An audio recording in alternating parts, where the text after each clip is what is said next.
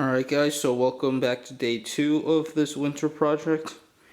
I started off by prepping the car to remove the rear subframe. At this point I have all the exhaust stuff out, so my mid-pipe, O2 sensors, all that wiring, and my 2 mufflers, they're all out from the car.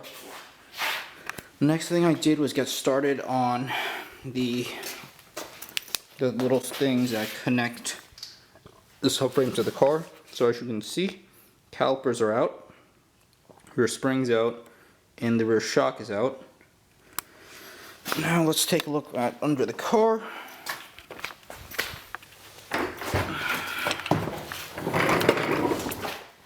So there's the best look I can get you for under the car. There's really nothing there. What I did do is take the rear brake calipers and zip tie them to the fuel tank straps. That way I didn't have to break open any of the brake hoses, so I wouldn't lose any fluid and I wouldn't have to re-bleed them.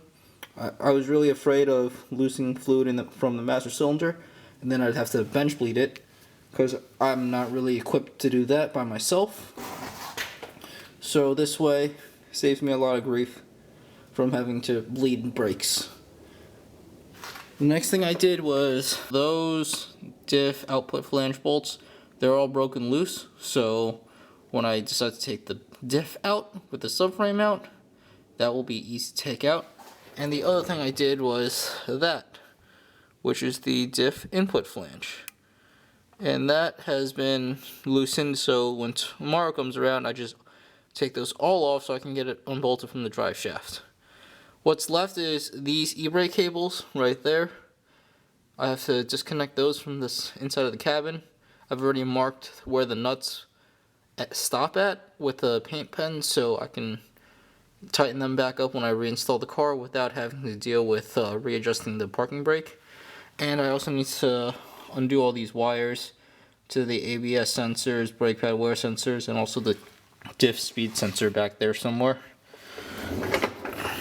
Once that's all done, this car is going to be good to go, and that rear subframe will come out easily. So there you have it. Quick little update video on what I've done to this car. Stay tuned for the subframe removal, and thank you guys for watching.